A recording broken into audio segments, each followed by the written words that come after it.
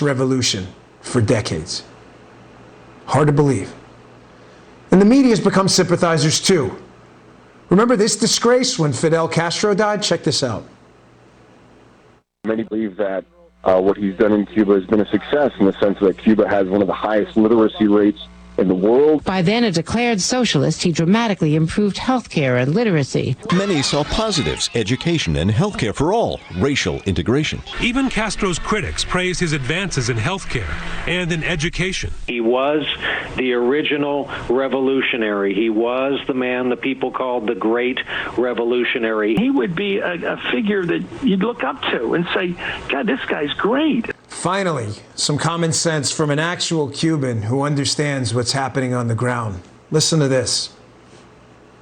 Not only is this a Cuba event, a Cuba thing, this is a world event. This isn't about politics. This is about saving lives. And bottom line, this is about taking action. We need to get creative. We need to figure out solutions while they're losing their lives over there literally for something that we wake up every day and appreciate, which is freedom. Freedom and liberty matter, folks. You were born with it. I'm going to fight for it everywhere and use every vehicle I have to make sure freedom fighters around the world, their voices are heard. Joining me now is a Cuban immigrant who has direct experience with what's happening there, Jorge. Pleasure, man. I heard some of your opening statements. I love it, man.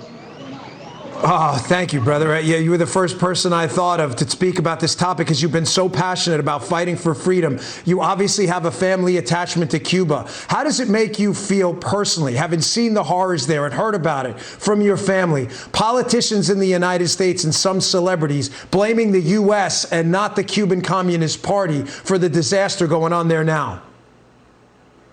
It's just divide and conquer, I think, at all costs is what they're doing here. They're trying to mislead people, and it's nobody's fault but the Communist Party, but Fidel Castro, and anybody that would think that just one person, one dictator could solve any problems. You have a big problem. That's why, like you said earlier, 58% of Cubans are Republican, because we know that. We know that system doesn't work. Socialism doesn't work. Communism doesn't work. You can't have one person in charge of everything. It's too much power for any one man, and it just shows time and time again. I don't know why the media, I love that you touched on it, the media is not condemning what's going on in Cuba, and they're being sympathetic towards it. People are getting beat to death with billy clubs. People are getting shot in front of their house, blood splattered all over their own house, and nothing's happening, you know, and it's crazy. Like you said, they're cutting off the internet there. They want to keep this event, this worldwide event, as silent as possible and massacre as many people that are willing to die for their freedom. And this is 61 years in the making. I think it's time that the U.S. gets behind it and we get some real results.